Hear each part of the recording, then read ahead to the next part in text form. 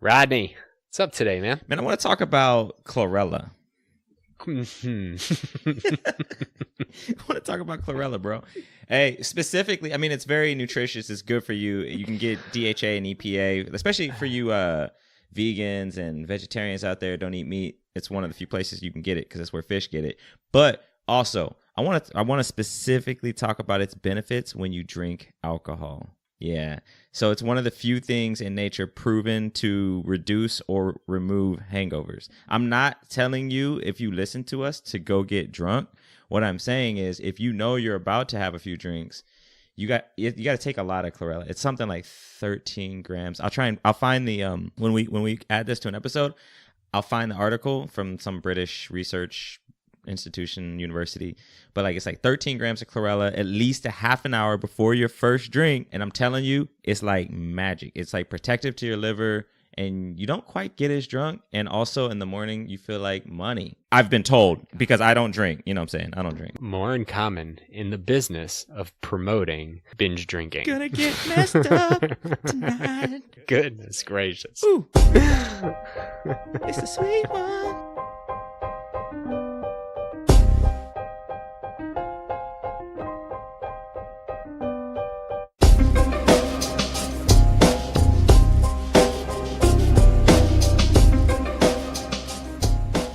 Welcome to, or welcome back to, More in Common. This is our social experiment. See, everyone has a story that can help us learn from one another. And we bring people into this safe space that we have learned to create so we can learn about their stories and get into difficult topics that challenge us in conversation and ultimately how we think. And we have a lot of these conversations, and we're seeing a lot of similar threads through all of them. So what we're doing is breaking down these conversations to create a set of tools and a map that'll help you become a conversation boss so that you can be a catalyst for conversation in your day-to-day life. And of course, we have to remind you, check us out at moreincommonpod.com. And if you'd like to, because, we do send out a bi-weekly mail to give updates on episodes, updates on merchandise, or whatever else is going on, subscribe. We have a nice subscribe option on our website when you go visit. So throw your email in there, and we'll add you to the list and send you the bi-weekly mail. So, but yeah, moreincommonpod.com. Check us out. Now, we're coming off of an episode, Rodney, with Rachel Gorham. Yeah, we are. Yeah, tell me what did that conversation do for you? So I want to first say this was our second time talking to her because we lost the first recording. Yeah. And I think, I don't want to compare them, so I'm not going to. I will say they were different. The second one was a fantastic conversation, and we got into some new things and learned, I feel like we learned a lot about Rachel that we didn't learn the first time. I agree, yeah. And I am just kind of in awe of her journey from growing up, how she grew up, and just kind of working through fast food and putting herself through school, nursing. Now she's a PhD, medical, an MD, sorry. And she's on board. She's fighting cancer. She's overcome cancer multiple times. She's raising an amazing daughter who inspired her to start a nonprofit that helps the people that happen to be homeless in the Seattle and Washington areas. And it's just, and she's on the board of this and that. And it's just like, wow, she's an amazing human being. And she's nice, and she cares, and she drops the F-bomb, and she talks about vaginal hygiene. And it's just like, huh, she's just, that's all I can say. What do you got? Yeah. I mean, a lot in that. I do wish we still had that first conversation because it was a far more uncomfortable conversation. Oh, yes. Just being that we talked for an hour and a half about vaginal care. Yeah. Given the nonprofit that she operates, right? The Healing Hands Project. Yep. So we did learn more this time about her, and I thought it was a great conversation, like you said, not to compare, but just a very different dynamic in that first one. But it overall, like, I'm with you, and I think some of the big takeaways I take is, one, how balanced she is. Isaac Newton is one of my historical heroes, primarily because of his commitment to science and religion at the same time, and its existence to have that balance. And I love that she does that too. She's like a modern representation of that balance that I don't think we see often enough in today's day and age. I also like this. Wait a second. That's fascinating to me. I've known you all these years. I had no clue that you liked Sir Isaac Newton like that, nor liked him for those reasons. And you're not even a religious person. I'm not a religious or a spiritual person. Nope. Like, yeah, it's just it is a cognitive balance that I think is so important that we can all strike. We just choose not to, and I think it's represented by Rachel. Like, she chooses, like, that is her life, and she finds it. We don't need to be so polarizing around certain issues just because we feel like it. And I just love that she represents that, and I also love that she just is believe in kids, like believe in them all.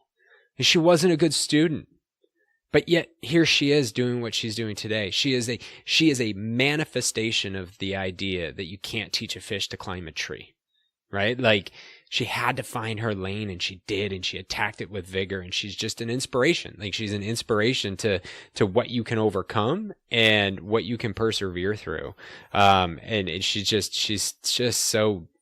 got a lot to her, and I'm ever inspired by all that she achieves, and I just learned a lot from her, and I loved that conversation. You can't teach a fish to climb a tree. What's that? You've never heard that quote? No, I have. I wanted you to detail it for people listening. Yeah. So the concept is, like, if you have a classroom, it's really applied towards school, but if you have a classroom of kids and you're teaching them all to climb a tree, but you've got a fish in the room, well, that fish is never going to learn to climb a tree.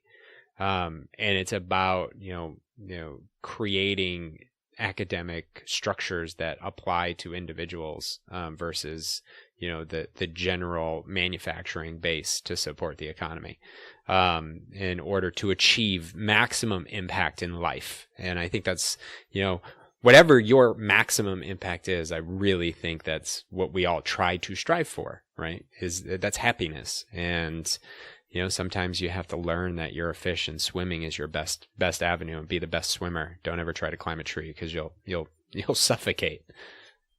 Yeah. So who do we have today?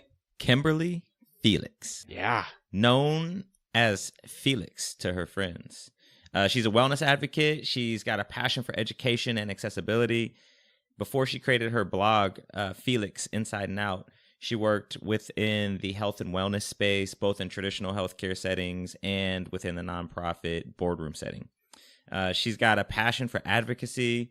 She's got experience with both grassroots organizing and macro scale strategy. So she's like really well balanced.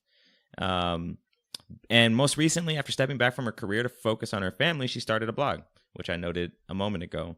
And it's a one-stop shop for all things wellness. I check her out on Instagram a lot, and she is all over the wellness space. And she speaks regularly on self-care, diversity, the importance of representation, and the delicate nature of raising mixed-race, multicultural children in today's world. What do we get into in the episode, Keith? Yeah, I mean, we talk about a lot of things. Mom shame and how she feels it and how she's open about it. Which I just love that part of this conversation, and I love a lot of it. We talk about her raising mixed kids, as she's a Black woman, and her kids present white, right? And what that experience is like. Lack of diverse representation in health and wellness, and a lot of other things that go into her background. So I'm super excited to bring the conversation to you, and some things to take away from it, Rodney. What strikes you about this conversation? Yeah, one of the big things is just you'll hear this throughout the conversation, but her identity struggle as she moves through different parts of her life, especially with her relationship with her mother and figuring out who she is and what she wants to be. And then most recently as becoming a new mother, and the struggles there and trying to figure out what's okay, what society want, what do I want, what's okay, what's not, and then her reinvention of herself and being okay with that. And that I thought that was a something to key into. You got any conversation tips for this one? Yeah, I got two. One is this concept that we talk about a lot, is engaging with curiosity. There's a moment in the episode where I actually get uncomfortable because you two are talking about the prominent all-black sorority, AKAs, and I have no idea who you're talking about. And just pay attention, like, because the way I try to navigate that emotionally, you can't tell, but I decided to overcome it and just ask the question, right? And actually, goes into some dialogue. And then the other thing is, it's all about meeting people where they are in their lives. We often may vilify someone or get mad at someone because they didn't stand up for what's right. But when she talks about how often she's confused as Latina, and that how she now presents it and how she manages that, like, this is a great representation of the individual experience that we all go through on a daily basis, that needs to allow us to meet people where they are when we're actually having a conversation and may disagree. So this is a great conversation. You can already tell there's a lot we go through. So definitely sit back and enjoy.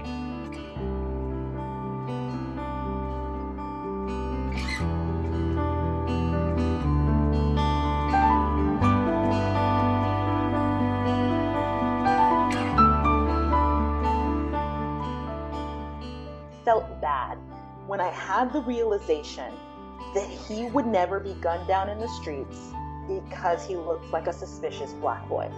Because he doesn't. He looks like a white boy who lives in a country club community wearing a hoodie. Thought that I couldn't raise them properly if I didn't give them 100% of myself.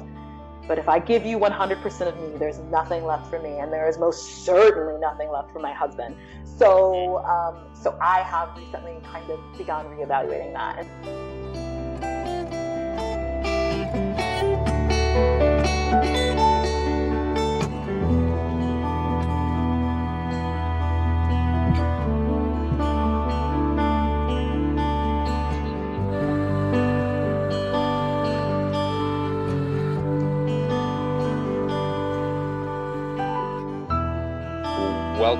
Welcome back to More in Common. Today we are with Kimberly Fe'Lix, or Fe'Lix. Fe'Lix, how are you today? Hi, doing well. How about yourself? Doing very well. Thanks for asking. So off the top, you're very much into wellness and nutrition, health and wellness, and promoting minority representation in the space. Now, what do you think leads or contributes to the lack of diverse representation in health and wellness in the United States or globally? I would have to say, first of all, that's a question that I actually get asked a lot, and I think that it comes down to the cultural differences. I think culturally speaking, I mean, if we're going to really dive deep, the foods that people, especially in the African American communities, and then in a lot of minority communities, so not just African American, especially like Latino American communities in America, it's really steeped in being given the leftovers, being given what's left behind, and making the best of that. And so, unfortunately, historically speaking, that's not always the best, highest quality foods, but it's the foods that we come to know and love. And some of them are great, like collard greens are huge, in a lot of minority communities. And those are actually filled with tons of nutrients. But you can't have just collard greens. And so I think food as a cultural thing and wellness as a cultural thing is why it's not hugely diverse. I always liken it back to the yoga community, and I think it's making a huge change. But 15 years ago, yoga was the 45-year-old Stepford wife clientele who were coming and paying, $40, $50 for a yoga class. And then in the last 5 years or so, that has made a huge change where the yoga community has become much more diverse. And I think wellness as a whole is kind of very, very, very slowly moving in that direction. The acknowledgement that wellness is for everyone, and just really worrying about that accessibility component of it is where we kind of are right now. Do you think it's very much tied to economics as well? Oh, absolutely. Absolutely. Sure. I mean, even now, I feel like a little bit of a unicorn in the wellness space, and there are definitely other women of color in the wellness space, but we're a very small fraction of it. I think about how much money we spend on our food. A few years ago, we made, maybe 5 years ago, we decided to go like 50% organic, but it's one of these deep holes that you can fall into where the more you know, the more it's unacceptable for you to kind of actively make a choice to eat something that you don't feel is what's best for you. Right. And so I would say we're at the point now where we're at like 90% organic, and we try and do local because there are certain things that don't get sprayed with pesticides as much, et cetera, et cetera.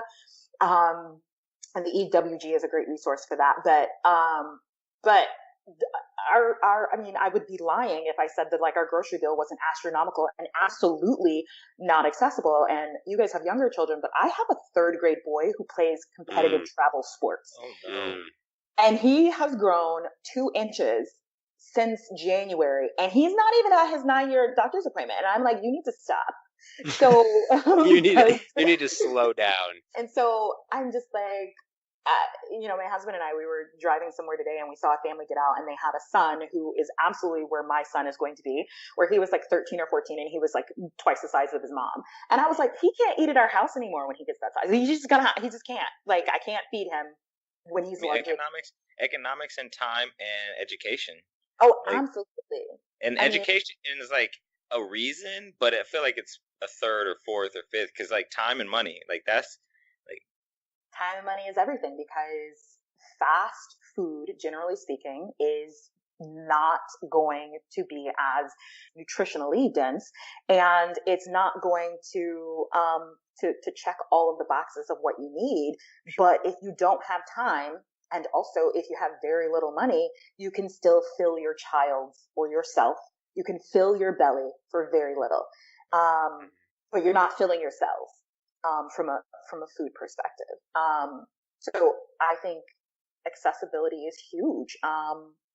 It's something that I think about often, and it makes me sad. And I know that I'm very blessed, and I know that I'm very lucky. And I actually sometimes think, like, what would we do if we couldn't afford our what we know to be what's best for our family? And a lot of people every day, most of Americans every day, have to make that decision, or they have to live in this ignorance is bliss place, because what else are they gonna do? What bothers me about it, though, is much of the rest of the world, Canada, lots of Europe.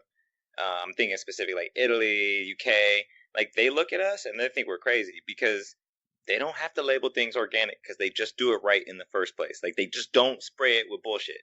And they're like, maybe if we don't put it on the food, then we don't ingest it. Like, there's a list of chemicals. You'd probably know this. Have you ever heard of Think Dirty? Yes. So I actually have the app on my phone. I love the app. I have it on my phone, on my iPad. I talked to the CEO a couple times, like back when it first came out. I'm like, how are there this many chemicals that Canada doesn't allow in the products that the U.S. does? A list of like 5,000, isn't it? It's growing. Growing. I feel like last year it was like an even like 3,300 things that are not legally allowed in the UK, and the list for the US was like 36. Yeah. And I know that they're doing a reevaluation of all of that right now, so the numbers might be slightly different, but that's a significant magnitude, right? And to your point, if you know that, now what do you do with that information? Well, so I'll have to find it later. There's a woman who actually took this information and she challenged Kraft because of the ingredients in macaroni and cheese, where there was one specific one, like, it wasn't cancer causing, but had really deleterious effects towards anybody that ingested it, specifically children, who they marketed to. And she went and she lobbied outside their office until she got a meeting with an exec, and it found out that Kraft UK actually doesn't use the ingredient. Like, Absolutely. they know, but they used it here because they could, and it costs less, and they could manufacture with it. And it pisses me off because I'm like, why do I have to pay for organic when it's just these companies making more money on?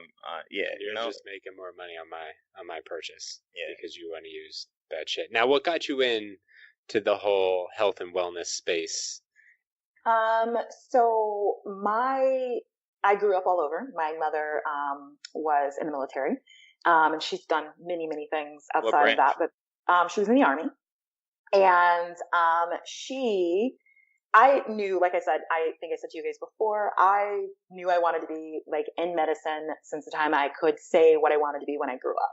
And so I was pre-med, applied to med school, did the whole path. And I actually worked with a nonprofit for many, many years that was doing healthcare advocacy. And it was really more about like patient advocacy. It was about advocating for policy change to make treating patients easier.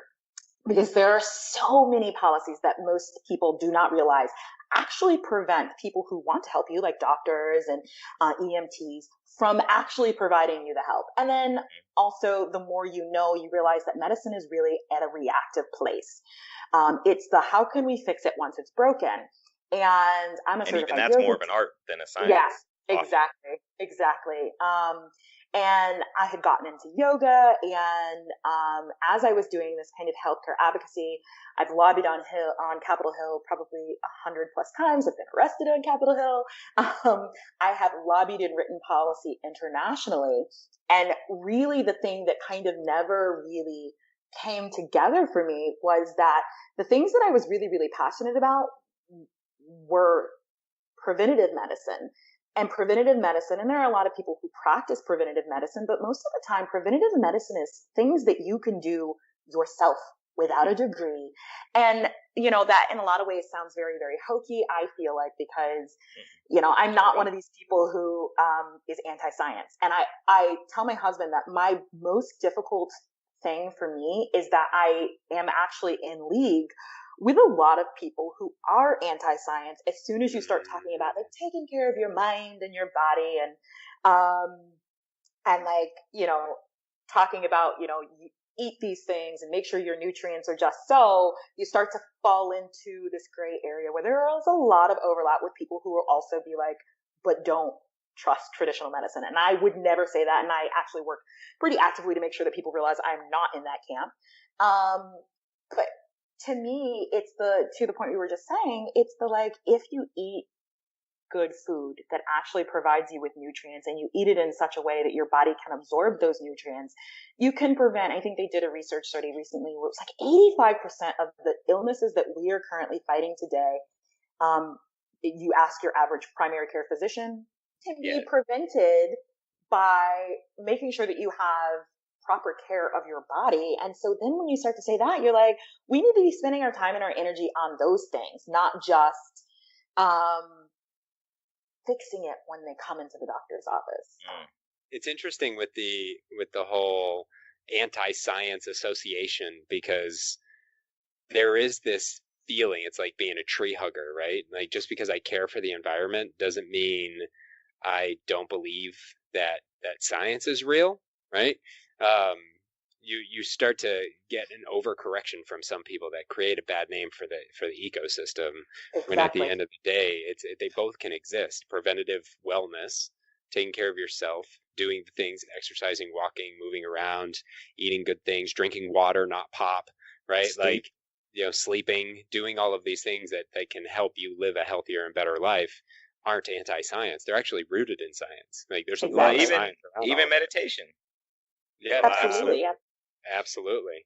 So it's always, because there's such a small percentage of our population that actually serves in the military, I always find it fascinating to understand what impact not just the moving around, but being in a military family has on an individual. Because I think we easily say, oh, you grew up in the military, so maybe you're disciplined, or you have all of these qualities that have impacted you one way or another. Oh, that makes sense. But I'm curious to get your take on how the military family households like impacted the path or paths that you've taken in life. I think you could probably argue for a difference depending on the branch that your parents are in. For sure, knowing a lot of military kids myself, but I would say that it certainly has had an impact on my level of discipline. And some of that comes from the type of parent that I have. Like, my mom was a career military woman, and that says a lot in and of itself. And she, got to a relatively high rank, and she had to scrap for it because, I mean, she's a African American female in the military.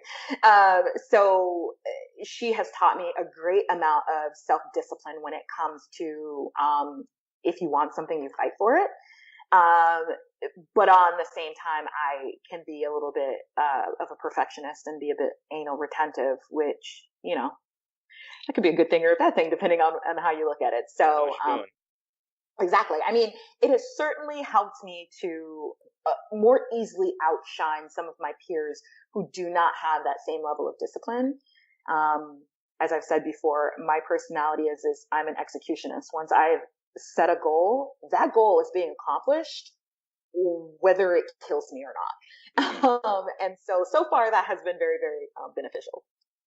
So on that executionist point, and you mentioned that you knew what you wanted to do since you were 5-ish or earlier, and now you're in this health and wellness space, and you told us before the interview that you're kind of evaluating all that. Like, what is that? What is that like? A full-on existential crisis. We could just call it what it is. So I'm at this place where, because of where I got in my training, there is kind of always this option of going back. It would definitely not be easy.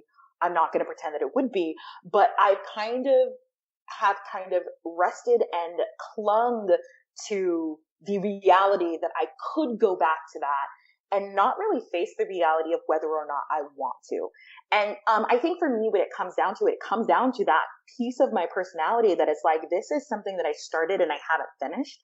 And I'm actually, because of the work that I have done with nonprofits, healthcare advocacy, lobbying on Capitol Hill, I have a lot of political writing background. I know a lot of doctors who have finished med school, practiced for a little while, and then go and do something completely different because they came to the same decision I'm coming to just after they finished and completed the degree. And so for me, when people ask me what I am and what I do, it like kills me a little bit that like my husband has a PhD. So it's like Dr. and Mrs. And I was also someone growing up who was like never going to take my husband's last name. I wasn't even sure I had children. Like, and so I'm like, have I really become this person who like, obviously I took my husband's last name and I'm like, what's the most important thing in your life right now? Oh, my kids. And like, also like I'm a stay-at-home mom who like goes to Soul Cycle and practices yoga and like, and I'm like, is this who I am? Full on crisis mode. It's an interesting position that you're in because you kind of represent that conflict that is culturally talked about, the working mom, the idea of having everything in your life and not necessarily doing that but struggling from an identity perspective. Like, this is the person I always thought I was going to be. Now I am this person. You ask yourself that question: is this really the person I am?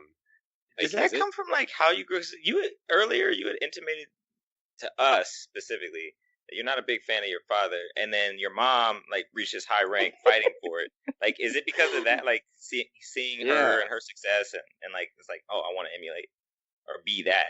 Because there's almost like a I don't want to call it a shame. Oh no, there's shame. Yeah, we can use that word. We can call it. Cool. Because like there's like shame that and I love that you're open about it, because I know you're not the only person that feels this way, especially women who want to be personally successful and end up getting married and having kids, right? Like, what's this like, and how is this playing out for you right now? And to Rodney's question about your dad and your mom and military. This is like therapy, you guys. That's what we do. So there is a couple of things that you said there, and I think that they all play a role. First of all, my mother, it was and is a force to be reckoned with. And we don't even have like the best relationship in the world, because I think, and I think about this from the perspective, I think that a lot of women who have to forsake everything else for their career, it's very, very difficult to be incredibly nurturing as a mother. And I mean, I've watched enough daytime TV, or I've watched Grey's Anatomy, okay? Like, I've watched enough, and I know enough people who have very powerful mothers to know that something is lost. There's only so much energy. Real quick question: does it stop with mothers? I mean, because like dads that are super powerful, like execs, like are they as connected? No, okay, so it does not stop with mothers. I think fathers are the same, but I think culturally speaking, you expect the mother to be nurturing, and you expect, it's socially acceptable for a father to just be there for the highlight reel of your life. Yeah, that social impacts women far more than it does men. Like, and it's almost reverse. Like, I used to want to be a CEO and had all these career aspirations, and then I had my daughter. Now I'm fine. Like, I'm fine just being an individual contributor, but it's like I'm supposed to be ambitious and I'm supposed to be doing this, and I'm supposed, so I get that, there's that social pressure, but in a whole different scale for you. And so for me, relationships obviously have a different impact in someone's life who is singularly focused on their career. And I always thought that I was going to be the same. And I tell people this story, like, I did not think I was going to like being a mother. I was like, probably eventually, maybe I'll have kids and I'll have a nanny and I will plan beautiful birthday parties and take excellent holiday photos and like do the like brunch and gift momming, not the like in the trenches making you a good human kind of momming. And there is a shame, because I always thought of women who get married and let their husbands take care of them. And you can imagine how this goes over in my marriage with my husband, who's an Italian man who wants to take care of his woman. Like, I always thought that those women were not real women. I did, and I know that's not true now, but it's the like, I thought that they were like at home eating bonbons and like not doing anything. And I wanted to do something, and I wanted to make an impact in the world, and I wanted to be powerful and respected in my own right. And I mean, if you really wanted to go into therapy, there's probably a whole lot of, underpinnings of, trying to figure out where my power lies, and always attributing it to these external factors. Like, what are the letters behind your name? How do you garner respect when you walk in a room without having to open your mouth? And, men can do that very easily, right? You throw on a 3-piece suit and a tie, and when you walk in the room, even if you're the janitor, people assume that you are important. And, with women, I feel like we have to have badges on that say, hey, guess what? I'm important. And one of the ways that you can do that as a woman is having letters behind your name. I have a friend whose name I will not use, but she literally has a master's of public health, a JD, and an MD. This woman is a force to be reckoned with. And she still worries when she walks into the room whether people will take her seriously, which is absurd. If there was a man who had all of those letters behind his name, the doors would open. The doors would open when he walked. But to your point a moment ago, it's probably has something to do with the internal, like the intrinsic, absolutely. Extrinsic. Because like I would posit that, like, though a man could throw on a 3-piece suit, walk in a room, and seem like a boss, like, still have issues with self-confidence and all that other kind of stuff underneath the suit. But to your point, from a societal, from a cultural point of view, like men they'll get a pass much quicker. Like they walk in, it's like, oh, okay. Like yesterday, I read this really good article on unconscious bias, and it had me thinking, this thing happens that annoys the shit out of me every time my wife and I are talking to any kind of professional, car salesman, could be, we had an electrician here earlier, any time we're talking to them, 95% of the eye contact and conversation is directed at me. Oh, absolutely. That's like she's not there. For me, there is a lot of, I feel like I'm like, part of this goes back to that vanity thing that I was telling you about earlier. Like I was a rising star. And you know, not to tap myself on the back, but my husband always says this to me. He's like, it's actually kind of a shame that where we were when we had our child was it made more sense for you to take a step back than me. He's like, because between the two of us, if we were just going on raw potential, like the sky is literally the limit for you. And for me, he's like, I'm just like every day, like, hey, I'm here, I'm out here, I'm doing it. And so, you know, I appreciate that because that helps to build my self-esteem up, and that's what a good husband does. Sure. But it's this kind of like, I knew that I was going to be a force to be reckoned with. And then it's like, am I? Like, what happened? And I asked my husband yesterday, because this really amazing job opportunity kind of fell in front of my lap, and it's like the dream, and it's like in the dream city, and it's like doing really important work and making a lot of money doing really important work. But where my husband is in his career, like we're back where we were 8 years ago, where it's like, well, if I were to pursue this, we would have to live separately for a small period of time as we transition our unit to being able to make that work, because it's not here where we are locally, and it's not where his company is headquartered on the West Coast, which is where we came from. So I used to be someone who, the reason I always was able to accomplish everything I set my mind out to do, which was a lot of really great things at a young age. I was representing the United States Medical Student Association internationally as their liaison before I was 25. I would step into a room of thousands of international people and command silence for something that I wrote and explaining it, etc. And so there's a lot of power there that I relinquished, which, as you can see, may not have been the easiest thing for me to do in the world. But I, at some point, turned from this person who the reason I could accomplish so many things was because I didn't give a damn about nobody else. And I was engaged before my husband. And the reason, and I always tell people, like, God laughs at me daily. The reason I called off our wedding is because he wanted me to be a stay-at-home. I mean, like, we dated for years. Like, you knew this was not going to be the case. But he wanted me to be at home with kids while he did his thing.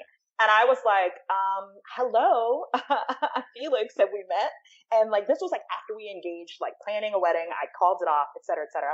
Of course, I meet my husband sometime later, we get married. That he would never have asked that of me. And that's where I ended up. Realizing that like, if I continued to only make decisions based on what was best for me to move myself forward, I would be at the top all by my damn lonesome. And I am a very difficult woman to A, love, and B, be married to. And I'm well aware of this. I have lots of quirks. So, you know, when you have someone who's your friend, and my husband was my friend for a very long time, and then we started dating, and then we got married. When you have someone who's like, you know what, I could put up with you for forever, you really do have to start asking yourself, okay, like how many people are going to be willing to put up with me if I keep up this behavior of, that's all well and good as long as you're able to put up with me on my terms that progress me forward. And we ended up being in a position where the choice was single parent, or as I like to say, solo parent, because I was never going to be a single parent, but solo parent, because single mothers do a whole different thing from solo parenting. Solo parent for like, while trying to progress my career so that my husband could be somewhere else, or make the choice that I needed to take a step back so that our family as a unit would have what was best for our family. And I would make the choice 100 times over. I would probably, after a couple of glasses of wine, regret the choice at least 60 60 of those 100 times that I made it. But I know that where we are today are because of my flexibility. And my husband tells me that. He says, I would have never been able to be where I am in my career. Like, he has really become a prodigy within his field because he hasn't had to worry about, is my wife at home resenting me? Or can my family not do this? I mean, like I said, we moved several times so that he could make these next jumps to promotions that just presented themselves. And we often say, even if we hadn't made that first thing work and we were in the same place and I was progressing my career, medicine is transient, but it's not that transient. If you are a resident, you can't just be like, oh, my husband's moving to LA for this major promotion, I'm going to move too. So one decision, it predicated a whole level of flexibility that has allowed my husband to move in a way and be very nimble with his career. And my career hasn't gone anywhere. And that's the existential crisis. It's that my career hasn't gone anywhere. Is it still what I want? Or do I only want it because I want us to be doctor and doctor? Well, this is the thing I think that's amazing about what you do, right? Because this is not a unique struggle of family versus career, balancing both, or however. It's how open you are about the emotional struggle with it. I think it's interesting, the social expectations in all of what you've talked about. First, parenting is probably the hardest job any of us have, and it's different for everybody. It's how we grew up, it's how we were raised, and how we're ultimately looking to bring a child into this world and make them a contributing member of society. Yet, hell, like, respect to moms.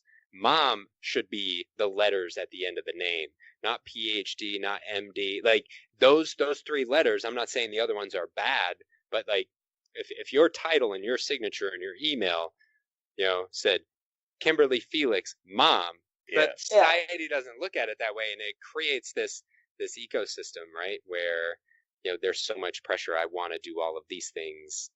This isn't what I thought I wanted to do, but I don't know. I want to take a little bit of a left turn. Yeah, please. You grew up as an interracial child, and you mentioned earlier your mom being African American and high achieving in the military and overcoming some challenges. Like, what kind of challenges have you overcome? It's such a funny thing because obviously hindsight is 2020, and we talked a little bit before the podcast about like being woke. And if you knew me 15 years ago, you would not have thought I was woke. Okay. So my mom used to call me Tinkerbell, and I had friends who also called me a delicate flower. And part of that had to do with my stature. I was like, I've grown since I was a competitive gymnast. I've grown since graduating from college, but I was like 4'11", 5 feet tall, like 100 pounds soaking wet. So that had something to do with it. But another part of it was my mom used to be like, I don't know how you could be so smart, but so ditzy and so unaware. And so I was literally a snowflake, and not in the like cool way that we talk about it now, like in the like, I'm pretty sure other Black people just shook their head when I walked into the room, just like, oh, she's just so unaware. And like, I grew up in an upper middle class family. My husband always is like, if I wrote like your life down on paper and didn't put a color attached to it, people's jaws would drop to the floor when they were like, wait, she's Black? And so, but you don't know what you don't know. And I was a sorority girl. I was in a white sororities whose colors were pink and green that looked like me. AKA. So I was so I can't wear pink and green and people not raise the question, and then I have to be like, I'm just gonna start telling people that I was. I have been given the honorary ability to do so. Let me just say, that's an aside. But anyway. I have no idea what this pink and green has. AKAs, pink and green. It's like the premier sorority for African American women in all of happens to look like me. Yeah. There's a lot of racial intercultural stuff there. But so I was just I'll give him so a copy of unaware. School Days and we'll start there. Well, I'm so confused by this pink and green. I think for even for our audience's benefit. Like, I mean, I don't know how we need to go that deep, but like So this is the an gist of interesting it, topic of conversation. so the gist of it is AKAs, their colors. So all sororities and fraternities have like their colors, and pink and green is the color of AKAs, which, as he was pointing out, is like the premier. I mean, a lot of sorors would fight you on this, but Sure. generally speaking, when you're from the outside looking in and you think of like premier traditionally African American sororities, AKAs are what you think of. Yeah, AKAs, And alphas.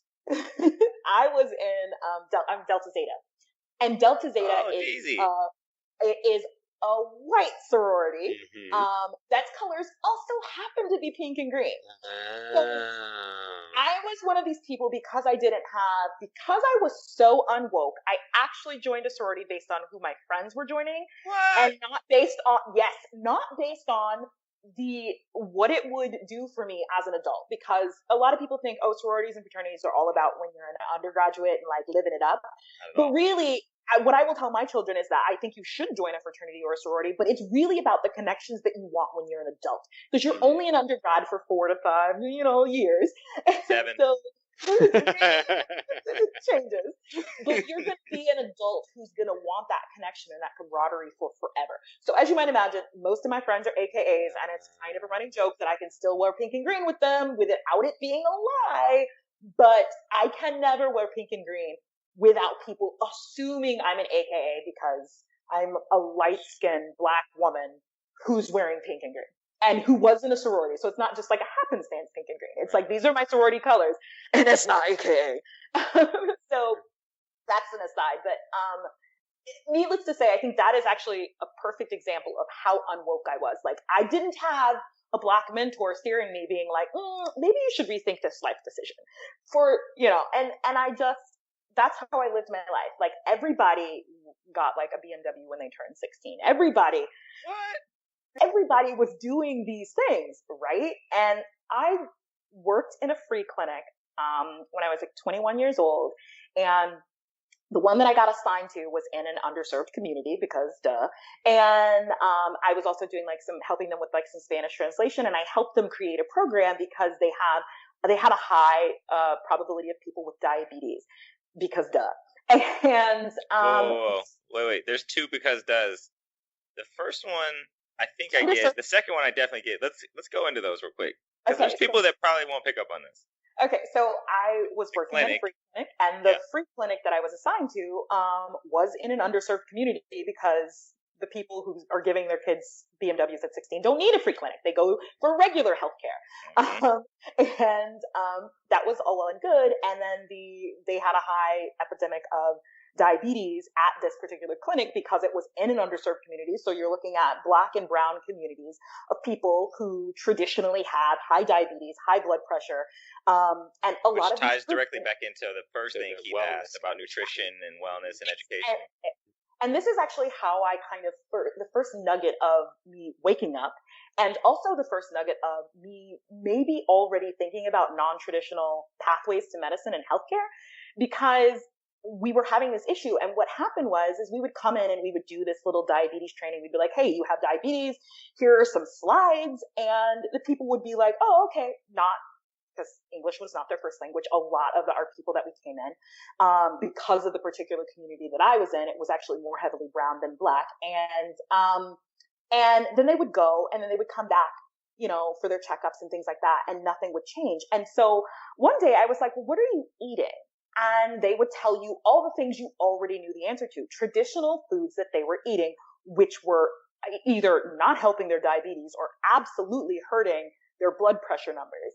And so I helped to create a program where we actually would bring their children in, because their children were all in school, and we would talk with them with their children, who, when they were at home, could kind of translate this information in a practical way. And also, the second part of the program was that we would give them a food stipend, which we had to write grants for. And we got grants to give them a food stipend on the condition that we took them on a grocery shopping field trip. We would take them they would go through and we would walk them through, because what we found out was one of the most elementary things was that these people were still buying the traditional foods that they're used to buying. And so you couldn't just give them a recipe and say, maybe don't eat what you normally eat, because it's steeped in culture. And so taking them and saying, hey, you normally buy this. This is an excellent alternative. Let's put it in the cart. Now, on the one hand, they have tweaked the system because it was a good start. But you can't just be like, I'm only going to give you this $100 for food if you buy exactly what I tell you to buy. But it was part of the field trip was that we walked them through and we filled the cart with $100 worth of things that were healthy alternatives for them to make the same dishes in a slightly healthier way.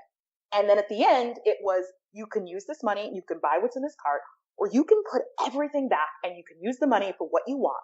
But what's in this cart is going to help you live longer, be healthier, and be around for your children that you brought to America because of the community that I was in to give them a better life. But would their life be better if you weren't in it? And it had a huge impact on that particular free clinics numbers for diabetes over time. I mean, this has been, oh my God, I'm so, like 15 years. This has been a really, 10, 12 years. This has been a really long time, but I continue to check in with that free clinic. And for me, it was this free clinic in this community was a half an hour from my house. And I was like, where are we? And they're like, girl, this is like, you just go that way for like 25 minutes and make a nap and you're at your house. And my mind was blown, because we raise our children and we grow up in a bubble. You can't see it, but I'm making a bubble. And so it was a good bubble. I strong bubble. No idea that like this whole freaking community, because I'm like, but I live on the rich side of town. Like, where are these people living? And they were like, 30 minutes from your house. They don't come to your Whole Foods or they don't come to your mall, but they're 30 minutes away from you. And so I was like, I could not believe, and my mom was like, why do you think we told you not to go over there? And I'm like, because I don't know, because you didn't want me using all your gas. Like was so unwoke. And then on top of that, I had this realization that like, I could have a real impact on these people's lives by just changing the way that you presented the information. Because frankly, it's so steeped in culture. You have to find something stronger than culture. And for them, the thing that was stronger than culture was a lot of these people were immigrants. And at my particular free clinic, and this wouldn't work everywhere, but they came there to give their children a better life. And I'm like, when we chop off your foot and then you die, is that going to be better for your kid? And, you know, maybe it's an unconventional way of saying things, but a lot of them, it resonated for them. And some people it didn't. Like, they would come in and they would say, well, mom and dad have changed their diet, but grandma is like, I'm not eating that. And that's the whole next, that's like a what's next kind of question. But for me, to your original question of what kind of challenges I had, I think I've gotten so lucky because most of the challenges that I probably had, I was so privileged and oblivious that I didn't even realize them. So you just kept moving through them. I just kept on moving, and people were probably laughing at me in the corner. I'm going to tell you, in hindsight, there's a reason I didn't have very many black and brown friends when I was younger. And it wasn't them, it was me. And I will own that. But I would say once I got to the point where I was operating, you know, as a person who worked with this organization regionally, and then I became a national leader on their board of trustees, and I did that for several years, and then I became an international liaison for them. By that point, I had woken up, because at that point I had started lobbying on Capitol Hill, and a lot of the issues that we were lobbying on, I was just like, why are we having to write, this is not a law already? And they were like, no, it works for you because you have healthcare, because you have money, because you have never had doors slammed in your face or not had access to these things. But here's the percentages of the people who don't have access to these things. And it woke me up very quickly, because I think that naturally I'm an empath. And all of a sudden I was just like, I don't understand why we're having to lobby on this, because why is this not already locked down? Like, from a governmental perspective, like, it just makes sense. And like, I would never have come out of my mouth and said that I had privilege that was afforded to me because of my socioeconomic status, and because, generally speaking, I'm a light-skinned female. And interestingly enough, I've done a lot of work in Latin American countries, and whenever I've lived or been to New York, I have never not been mistaken for a Latino, which is so crazy to me, because I'm like, I don't look, in my opinion, I don't look Latina. But you could pass. Here's the thing. I get mistaken for a Latina by Latino people. So it's not even just like a white guy who can't tell the difference between, any brown person looks the same. Yeah. It's legitimately like abuela coming up to me and being like, look, let's talk in Spanish and let me ask you all these questions. And then like, where are your people? And I'm like, they're not you know what? Let me just answer your question. For a really long time, I tried to correct people. Let me just answer your question. I would try and correct people because I felt like I don't want you to think that I'm like trying to deceive you. And then you realize that you've had a 30-minute question, a 30-minute response with somebody who needed a 2-minute answer because you're trying too hard to make sure that you're not like lying. I don't know. It's a very weird experience. And I would have never said that I experienced privilege because of being a light-skinned Black woman. And I would have probably naively even said, I felt like the people, and I'd had this conversation with many people before, where I would have said, the people who I felt discriminated against me, and I'm using air quotes, were other African Americans. And I really struggled with that. And part of that was because they were giving me the side eye because I was so oblivious. But also realizing that, and I wasn't owning that. Like, you have it's so, I realize that it's not exactly the same thing. And my husband and I have this conversation. We obviously have the conversation about white privilege in our family. But even within the African American culture, I think that it's really important for women who look like me or men who look like me to acknowledge that you are going to be slightly more privileged than someone who is darker skinned because of how our country operates. The world, the darker you are around the world, because there are Pakistanis, there are Indians darker than, like, it's certainly a global issue of whiteness being associated with beauty and with, as my mom says, if it's white, it's right. Like, that is like, that's the default though. Hey, default whiteness, Keith. Remember, we had a Hollywood writer on, and he's like, if writers don't write in a specific character that includes race and skin color and facial features, like, the default is, we'll bring a white guy in. We'll bring a white, like, default whiteness is. Well, it's funny because you're telling that story about the first thing that popped into my head when you were telling the story about the Latina woman who approached you and thought you were light skinned, right? I don't get anything like that. People approach me to ask me for directions because they know, like, I am the default. Like, I represent the default. So as I walk through life, no one's suspicious of me. No one worries about me.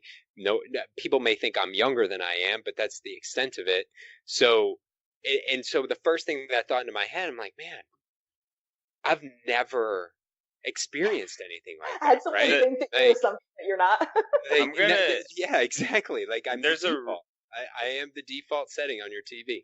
Bringing it back to children, I have had the most existential situation with my sons because I look at my children and I think, you are Black men. You will grow up to be Black men. But I've had at least 2 instances in my life where I realized that I couldn't approach them in that way. And it was important that I didn't approach them in that way for the sake of the people that they will hang out with. And 2 of those instances were, my son is real into hoodies because he's in the 3rd grade. And I talked to my husband about the fact that I almost felt bad when I had the realization that he would never be gunned down in the streets because he looks like a suspicious black boy, because he doesn't. He looks like a white boy who lives in a country club community wearing a hoodie. And that whiteness, that proximity to whiteness will save his life, can save his life. And that's very difficult for me because talking to my children about their blackness is really important to me. But they live in a world where the first impression, like I am never not confused for a Latina, they will, much to my chagrin, never not be mistaken for white boys. Never not be mistaken for. And so it's an interesting place to be in a parenting situation. And then the second thing is my son, he used to only hang out with white kids, but in the last few years, he started to really hang out with a lot of black boys. And he actually hangs out with a lot of mixed race black boys, coincidentally, but they all look like we thought our kids were going to look. Like they're mixed race, and you might be like, something's happening there, but you know that they're black boys. And they were doing something, and one of the boys did something that he wasn't supposed to do. And my son is telling me this story, and they like decided to like take off or something like that. And I had to have the conversation with my son that you can make choices that your black looking male friends cannot do. And you need to think about them, because there is this conversation that I think white parents need to have with their kids is how do you keep your black friends safe? Because they don't have the privilege that you have to walk away from an altercation, potentially with police or potentially with, someone who is up to no good safely. And so you have to make decisions that might not end in death for you, but could very possibly end in death for them. And it was the weirdest conversation I've ever had to have with my kid, because at the same time, I'm like, look, you black, like you can't be acting like that. But in my like black mom voice that turns on every so often.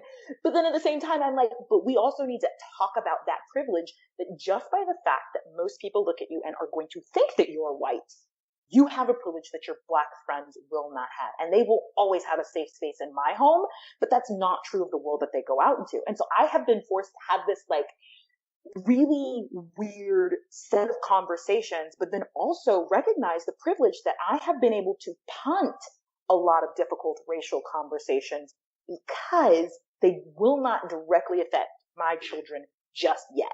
Like, and my husband and I have this conversation all the time because we talk about white privilege and we talk about like how white parents of white kids don't have to have these conversations until their children are a little bit older, and then you can kind of talk about it. Whereas black parents are telling their 4 and 5. I mean, I never had a conversation about race. You think so? No, I would. Now, woke white parents right. having conversations, but they get to choose to have them when it's like they get to choose when it's necessary, when it's developmentally appropriate, whether they want to or not. Oh, absolutely. And then you have the people who have black parents of black kids, and they're like, you 5. We need to talk to you about what you do and how there's all of these memes and these videos online about black parents talking about the conversations that they have to have with their kids as young as 4 and 5. And I feel terrible sometimes that because of our unique genetic makeup, and we just made these carbon copied like white passing kids, that like I get to choose. I was telling somebody yesterday, it's really, if you want to be a parent who prepares your child for the world that they're actually entering and not the world you wish they were entering, it's hard and it can be scary, and it can make you sad. And because kids, I think, are really naturally intuitive. And so I had conversations about this election with my son and his midterms and the Florida and the Georgia races, which were huge. And when I talked to him about some of the really awesome, groundbreaking things that happened, like the Houston justices, where it's like 19 African-American women elected to their court system, which is like historic. Can you believe the first 2 Native Americans were voted into Congress in this exactly. The first 2 Native Americans. When I tell him this stuff, he's just like, but I don't understand. Like, he, in a very pure, I don't understand how the world works way, his response is just like, why is this like a novel thing? Like, why is this just not like how life works? You've said it a few times about your son. he's very white presenting mixed race, and the importance and the difference between the culture and the presentation. Oh, right? absolutely. Because he's going to experience a very different life in the Black diaspora of people, because at the end of the day, he's white presenting, but he's rooted in the Black culture or in your culture, so he's going to have to navigate and work through that, right? And how that ultimately presents, like, and this kind of goes back to that whole, having this conversation and the importance of getting to know people's experiences and what they go through, and being open to understanding that it's real, because it's not about how you're treated is based on how you look, but not based on the culture and the richness of your upbringing and from where you came and all of the things that root you as the individual you are. And they're two very different things. And like, your son is somebody that we don't think about often, because he's the default, even though he's not, right? And it's a couple of years ago, we were having the conversation about identification. And if you aren't familiar, there's a whole lot of identity politics around just being interracial as it is. So whether or not you are, there used to be this idea that if you were a Black person who is interracial and you felt the need to inform people or identify as biracial or mixed, then you were somehow trying to distance yourself from your Blackness. And I think that there has been a whole movement around just letting people frickin' be who they are. But that is very much what I grew up in, is if you wanted to even part your lips to tell people that you were mixed, then you were really clearly we can see that you're something. So if you feel the need to say it, then what you're really trying to do is distance yourself from Blackness. And I never thought about that. I was just being like, I want to claim all my peoples. But, that's just not the way that the culture around it works. And to be very clear, it's steeped in the culture of being mixed was not a good thing. Being, the original culture to either group. To either group. Because and I say that not just white, Black. I'm talking like anybody. Asian, like just pick the group. Like it's impure, right? To give you an example, like my husband's, my mother-in-law, like her family felt some type of way about her dating someone who wasn't Italian. Like it didn't even matter that they were like another white person. Like, he's Polish. It was an issue. And so I grew up kind of feeling like shit anytime someone would point out to me that, like, maybe you should just say you're Black. Like, maybe we could scrap the mix thing. And then we got to my son and we were talking about like how he wanted to identify. And this came up a few years ago. And it was one of these things where I didn't want to tell another person how they should identify. But at the same time, like, a little part of me would die inside if he chose to identify as white. Because when I am not with my child, people don't know that he has a Black mother at home. And so there was this issue of erasure.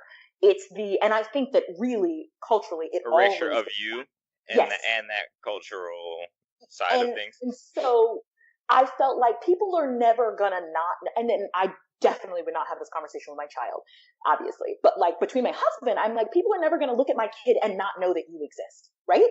They are going to know that your father exists the second they look at your face, whether he's there or not. But if you don't tell them that I exist, they will never see it. And the crazy thing about it is some people cease to see me existing even when I'm standing there right next to him, which God, again, is constantly laughing at my family, because my children, it looks like they took carbon copies of my face and placed it on their faces. They did not get any melanin from me. But they got my eyes and they got most of the major face features. Like, if you see us sitting next to each other and you still fail to realize that they're my children, you're not looking. You're only seeing the color of their skin. But I really and I was like, this is clearly an issue that I need to deal with, and it's a cultural thing, and I'm struggling with being erased if he chooses to identify as white, but in a world where being white has so many privileges, am I really doing my child a disservice by not letting him just check that box? Do you think he would be do you think he would be allowed to identify as black by black culture? See, this is where it becomes difficult. Obviously, biracial is the most, multiracial is the most accurate thing to call yourself. But that's just not how we interact with people in the world. It's like, yo. Like, just make it easy for me. Why are you black? Like, tell me. What are you? And so it's been a kind of interesting thing because on the one hand, I don't want to guide his hand because I think that there's something really pure about letting him come to that choice on his own. But at the same time, I'm like, but you know, if you choose white, you're going to be wrong, right? No, I'm going to smack you. For me, having an interracial relationship and a mixed child, like, this is super important. Regardless, for me, it would be important because my child is probably going to be brown. And, like... Look, I said the same thing. Well, she is brown. In this case. But, like, it's front and center. So, like, I don't have a choice in my case. I don't have a choice. And then it's like, I think even if I didn't have a choice, because of my personality, I would feel like I didn't have a choice because it comes down to, like, the honesty of the situation. Like, what is happening in the world? Like, people, you can't, like, I wouldn't, when people say, like, oh, no, but we're colorblind, we don't see that. Like, it's like there's the basic lack of integrity in that statement. Oh, absolutely. Bothers me. And, like, a lot of things that we say to children, like, bother me. And, like, I feel my goal as a parent is to equip this little person or these little people to be able to navigate the world. And if I start with something so seemingly innocuous, but really insidious as we're colorblind, like, how would I be really preparing them to navigate the world? You wouldn't be. Right. You wouldn't be. And so it leads to this interesting question. Like, when you talk about his white experience, what has it been, especially, I mean, you live in a country club community. You're a black mom with a white son. Like, what's that social experience been for you? So, generally speaking, I only think about it because at the end of the day, like, he's my kid and I treat him like I would treat my kid no matter what they look like. And as I've said this before, I look at my children and I see black kids. I'm like, these are my little... Oh, totally. Yeah, so I'm like, but if you're walking him down the street, you've got him in a stroller, he's a young age. It never fails that someone doesn't think that I'm his mother. And it happened... Do people think you're the help? Oh, I've been called the help. I've been asked about, you know, I thought we had gone a real good stint of it not coming up. But we were actually at a farm and, someone did the thing where my sons were running around and my daughter was running around and my daughter was actually running after, my husband. And I kind of did the, like, sneak up and scoop her up thing. And a family asked me, is she with you? And it took everything in my soul, because I've gotten to the place in my life where I don't feel like I need to cuss people out. Because it's like, does she look like she's screaming bloody murder? Now, granted, I realize children are abducted. This is a serious thing, blah, blah, blah, blah, blah. But again, my daughter, first of all, my daughter has, like, a little bit of that olive undertone. I'm, like, real optimistic that maybe with some sun she might have some color. She might develop the melon. But like, at the end of the day, her face is a carbon copy of mine. Yeah. And so it's just this thing where it breaks my heart when people think I'm stealing my own child, or like when I have been called, when I've been called. I might go off on somebody at that. I used to. When you think about it culturally, and this is important, like, this is so important. Like, if Rodney's wife walking down the street with their daughter, no one's going to ask her if she's the mother of that child. No, and you know what? Actually, and people won't ask me because I'm a black man. They look at me. They give me looks. They won't say anything to me. They won't say anything to you. Yeah. But you're scary. like if your son, which I'm not. I'm the least scary of black men you will ever meet. But if your husband's walking down the street and let's say your son had melanin or some more melanin, he wouldn't get questioned. Oh no, absolutely. Like he married a black woman. Right, exactly. Right? And I think it's an interesting place to be because even though I say it doesn't bother me, I have absolutely changed the way I move in the world because I'll give you an example. Now, as a part of our process, we make sure that when we move to a new place or when my child starts a new grade, that I make an appearance with him at the school or with the teacher, because usually we would do it and like my husband would do it. And then it would be like, okay, white dad, white looking kid, moving on throughout our life as if this is a child who is white. And then 3 months into the school year, when I finally make it into, the class to do something, it's very much a look of, that's not what I expected. So now we change our whole process. You have to prep them, like you prime the pump. Which is a whole nother conversation. I feel like I do this in board meetings. I feel like I do this in just walking around my office, like making sure my badge is visible so people know that like when we go up to Seattle, like just to make sure. Yeah, like I'm not just a dude roaming through the halls randomly.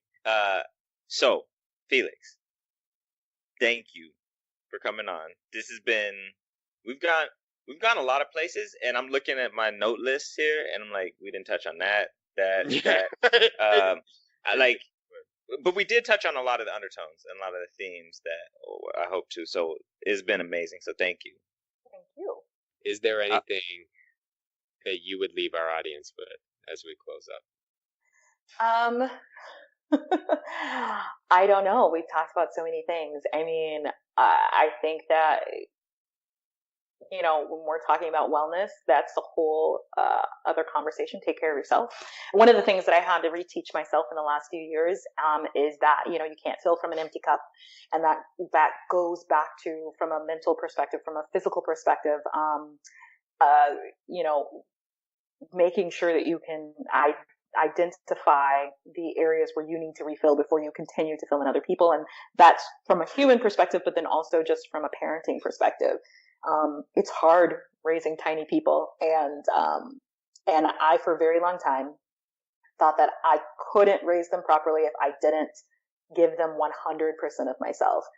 But if I give you 100% of me, there's nothing left for me. And there is most certainly nothing left for my husband. So I have recently kind of begun reevaluating that. And so I think that if your motherhood, I think, is an act of activism. Someone just told me that recently, and it resonated with me so deeply. At my core, I'm an activist, and I really believe in the importance of wellness, but I wasn't interweaving those into my motherhood experience. So for moms, I'm giving you permission to take care of yourself first and then take care of your children. And for non-moms, if you're any type of caretaker of other human beings, whether they belong to you or not, you gotta take care of yourself and fill your cup with healthy, nutritious things.